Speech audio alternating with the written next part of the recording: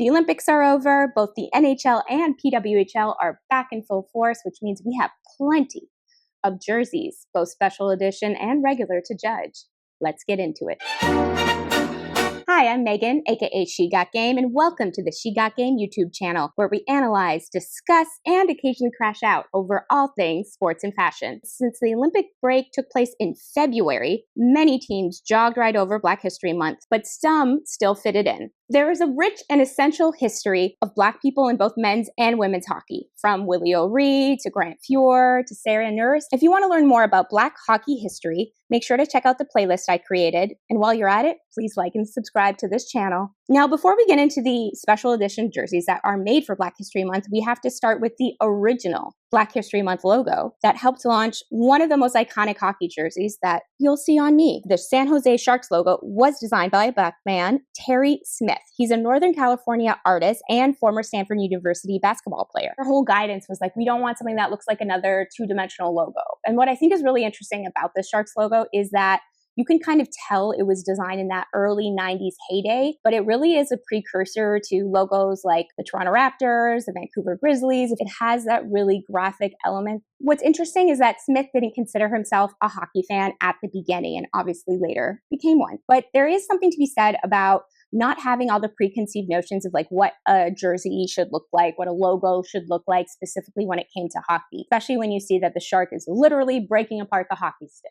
And since doing the Sharks logo, Smith has worked for a ton of different sports teams. It's proof that kind of one great design can really take your career to the next stratosphere. I'm ready, NHL, just saying. Now, if we're talking about present day Sharks, they're one of those teams that seem to really lean into talking to their different fan bases, having specific theme nights, and really run with the NHL Unites program. For the Sharks Black History Month jersey, they've selected artist Tashia Bryant, who's a sixth-generation San Jose resident. She was really inspired by a book called The Spirit of African Design. And if you're curious, I would definitely go onto her Instagram. She did some really cool time lapses, how she took these different elements, specifically from African culture, and used the symbolism. And she specifically called out elements that she thought made for a great team, like symbols for excellence. The color story and the font, I think, works really well here. So the main logo, it's a shark in the front, and then I really love the patches with a great white shark on the side, and the layers of the symbolism I think is really impactful. It's a really neat way to educate people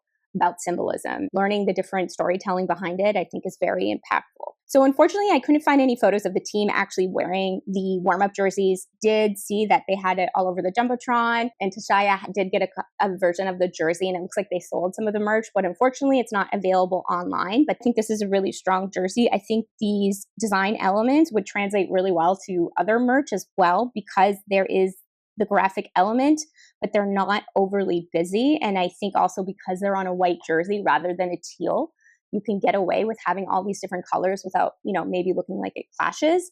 But I really also just love her style. I think it's nice to have that mix of personal history as someone who's, sixth generation from San Jose, but also bring in Pan-African culture. And I love seeing her development process and seeing how she took these symbols from a book and really spun it to really tell a story of African representation in San Jose and in hockey. And I think that's very special. Let's go up the coast and go to Vancouver with the Canucks. What's really cool about these jerseys is I think they specifically call to the artist heritage, but also there's really an involvement with different elements that unite all of us. The artist, Ejiwa or Edge, is originally from Nigeria, now lives in Vancouver. You can really see that gorgeous Nigerian green as the main color of the Canucks skate. There's also the white, both of which are, of course, in the Nigerian flag. You also see some really interesting patterning here. It's based on the calabash, which is a dried, hollowed out gourd in which patterns are hand carved. So they're used in many different ways in Nigerian village homes. Waving grass, cowrie shells, and shiny stars make up patterns reflecting the environment and memories of the creator. So I think that's such a cool way to make it personal and kind of show how you can create a skate with other materials. There's also some gold, which you can see as a link to the original Canucks jerseys, but also is to represent the unifying power of the sun. And I know I can be a bit critical of black jerseys, but I feel like it really works well here. Having the black, I think, really makes the design pop. I think if it was white, you wouldn't notice the elements as much, but that really bright green, the white, the gold is such a nice contrast against the black. So I think it works beautifully here. You can also see there's a really gorgeous Canucks logo on the shoulder as well. I really like that the design is both personal but also uniting, really tells a story. When you are trying to celebrate different voices within hockey, within sports, within, the world, when you can bring in a personal history but also make it relatable, the gold and the silver, you can think of the sun. And when you see the silver, she mentioned the mountains. That's something that has been part of her life from whether in Nigeria or in Vancouver, which of course is known for the amazing Coast Mountains. That's such a neat way to use color and story to tie in the jersey. And also, again, the silver you'll remember is on the current Canucks jerseys. So I think that is a nice tie-in. So she's kind of bringing in her story elements while still working with colors that are in the existing Canucks palette, which I think is a very smart move. The Capitals have done a lot for Black History Month in years past. And given that Washington, D.C. is such a historically Black city, I think that's a smart move. Now, the jerseys this year are more celebrating the specific Black history and the diverse history of the Capitals. These jerseys were designed by a Black-owned, DC-based clothing brand called Ballywick. Now, there are a lot of really interesting elements on this jersey. For this time, the Screaming Eagles colors are a little bit changed up. So you have the red, green, and yellow, symbolic of Black History Month, colors of the Pan-African flag. 5 Screaming Eagle stars highlight the Capitals' 5 decades of leading the NHL and their commitment to diversity and community outreach. So on the left side, you have the 51st season patch, which is, of course, commemorating the 51st season of the Capitals. Now, if you'll notice on the back, on the numbers, there's little details, and those are boundary stones. The boundary stones are significant to local history and Black history, as they were plotted and surveyed by Benjamin Banneker, the legendary Black astronomer who helped lay out the original plan for DC in 1792. Learn something new. The boundary stones are the oldest federally placed monuments in the country. More proof that Black history is American history. The all caps patch is in a gradient, and it's in a gradient to show Cap's commitment to diversity and having people from all different backgrounds on the team. On the perimeter of this patch are the 11 Black players who have played for the Capitals in years past. There's also one extra person, which is, of course, their rookie, Justin Sordiff. The sleeve numbers, and if you have a captain C or an A, those are also colored in differently. So again, they're using green, red, and yellow, the colors of the Pan-African flag. There's 12 stripes within each of the numbers and with each of the C or the A to represent the 12 different Caps players of Black heritage. What I will say about the Capitals is they have done, out of all the Instagrams I've looked at of hockey teams, really scientific here, they've done the most posts. They seem to have the most amount of players wearing their jerseys. So clearly this is a very special project to the team. I also thought it was great that they brought the jerseys for their Caps Rising Stars Academy Clinic. Hockey's really expensive, and when you want to be able to get more people in and trying the sport, when you can make it more inclusive, I think that's all the better. I think this was really successful for the Capitals. They also had hats and sweatshirts. It's also a very striking design. You kind of know that it's using these African colors before you even know the history behind it. So I think that's partially what makes it so impactful. And also the Screaming Eagle is kind of iconic. Now let's move on to the Penguins. There's a couple different things they did for Black History Month. So the first would, of course, be the warm-up jerseys that they wore in and were auctioned off to help support the Pens Foundation diversity youth hockey programming. They're no longer available. I was trying to get some better pictures of it and find out who the designer was. There is some different colors that are reminiscent of the Pan-African flag, some different designs within the Pens logo. It's kind of used as the background of the Pens logo, as well as on the numbers that have elements that kind of look similar to what we saw in San Jose. What I think is more important is to talk about the Willie O'Ree Academy, which honors the first Black player in the NHL. What's really great about it is that it's designed to support local Black youth hockey players and their families. And they got to meet the Stanley Cup and got a special message from Willie O'Ree. We got to highlight these really cool dashiki inspired jerseys the kids are wearing. They look like screen prints, but I love the gold and the detailing on it. And those would be another really great item. If, the Pens would actually sell some of their special edition items. So we need to have a conversation. Next up, we have the Florida Panthers. With all the gripes I have about Fanatics, I got to tell you, whoever's doing the patches is doing a bang-up job because these look gorgeous, so detailed, and I think it does a really nice job of showing off these really cool design elements that the artist Nate D, Black South Floridan artist, did to really show the details of both his work and his style, and it makes the jersey really pop.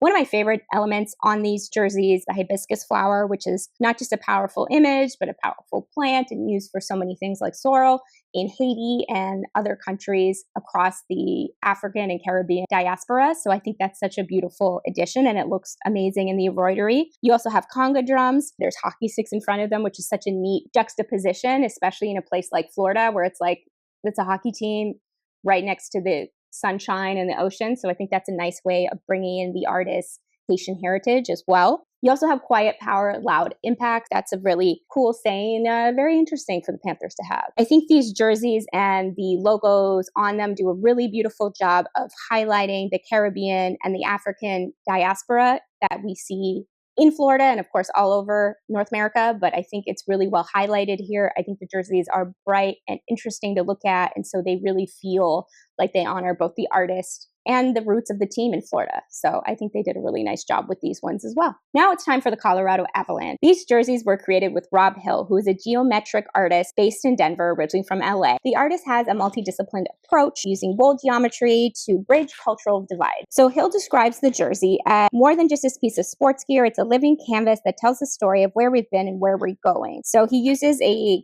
hand-painted abstract style to layer the burgundy and blue of the jersey, powerful colors of Black history, and the vibrant tones of love and diversity. These strokes bleed into the natural beauty of Denver, the jagged mountains, and the shifting colors of the Colorado sky, which I think is a really beautiful way of interpreting intense colors you can see in Denver. So I think this is a really interesting interpretation of that. The gold detailing is supposed to be sort of the jersey's heartbeat, etched with the names, achievements, and symbols of players who built the Avalanche legacy. So that's really a neat way to kind of tie it in the history of the team into this design style. I think these jerseys are really interesting. He also designed a hat and a poster, which looks really amazing and like art. So I think they did a really nice job with that. I also think it's different how the Avalanche chose to do these special edition jerseys that they can auction off and do other things that you can either buy or collect, like the poster. But I think it does sometimes lead to more interesting results because you are taking a jersey and using it like it's your own artist canvas. I'm really interested to see what he does next, but also what the Avalanche have cooking and if they'll ever use a Nordiques one. Now, for our last two teams, they're going to seem diametrically opposed, but they actually have more in common than you think. You have the winningest team pretty much ever in the Montreal Canadiens, and you have the Seattle Kraken. So let's start with the Kraken. What I really like about the Kraken is they are probably one of the most consistently branded, marketed,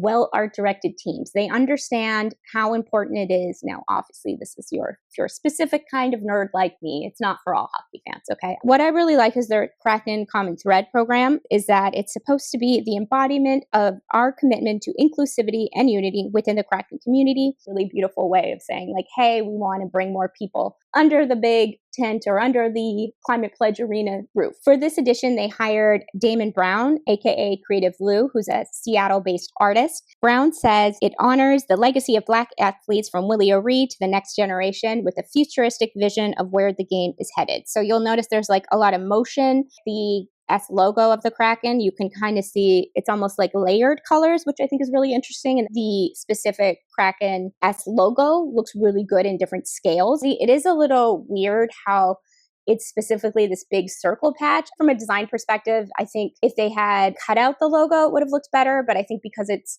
looks to be screen printed, they couldn't. So it had to be on, like a fabric backing. I think with the black, because it's behind the logo, you can then see the whole like serpent tail coming through it a bit more. So I think you do need that black to anchor it. The other logo I really like is the anchor. There's so much motion in this, and it kind of really gives you an idea of like moving forward, and it looks kind of like the sky, and it looks like the sun, or it could be the moon overhead. There's a lot of depth in this logo, and I think this is a logo that will really scale really well as like a secondary patch. And I love this color palette because it's not something we see a lot in hockey. I think the use of color is a great way of calling to mind, okay, different backgrounds, different people. I really like the ombre in the numbers, and I think you kind of see like whether it's like the evolution of people in the sport, or as more people bringing in, or it could be sunset, it could be waves, it could be different neighborhoods in Seattle. I also think the typeface is really interesting. It's bold and graphic, and it works with the Kraken. Seattle is one of the best marketed teams. They seem to also have a really decent taste level in terms of who they're picking to design the jerseys, and are understanding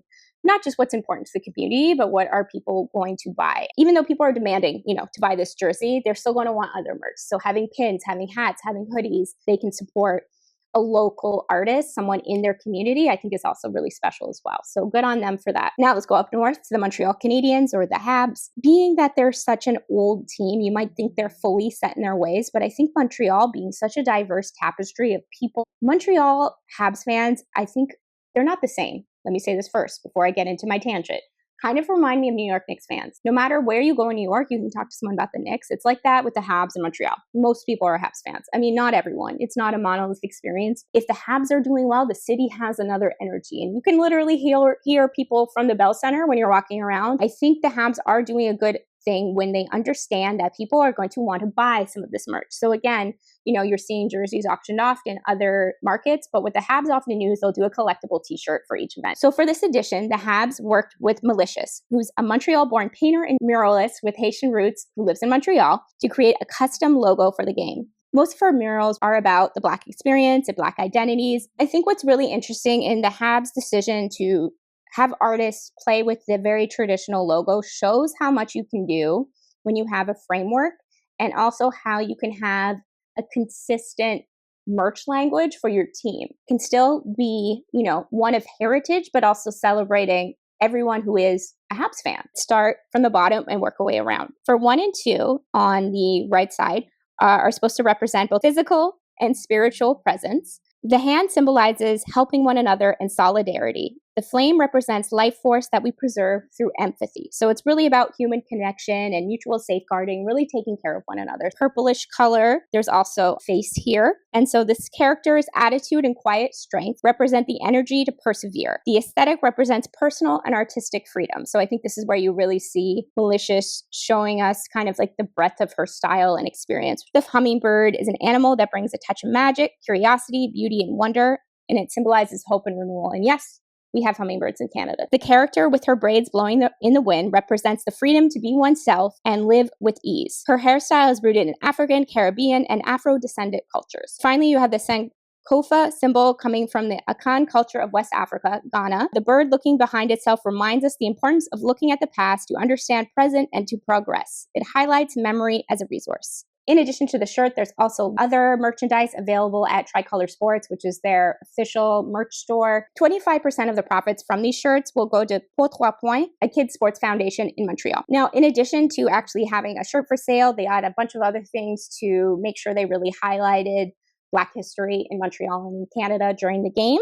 The Habs really show that you can be inclusive. You can celebrate the diversity of your fan base without feeling like you're abandoning your team's tradition, your logo, your history. So I think really good on the Habs for continuing to have these efforts. So that's all I could find so far for the Black History Month jerseys in the NHL. Obviously, we could also cover the PWHL, and let me know if you want to see a video on that. I'm also planning on doing a full PWHL jersey review as well. But let me know which of these Black History Month jerseys you thought were the best. I'm really interested to see how these teams are going to do other special edition jerseys as well. Please like, share, subscribe, comment. Let me know what you want to see here on the She Got Game YouTube channel, and I'll see you next time.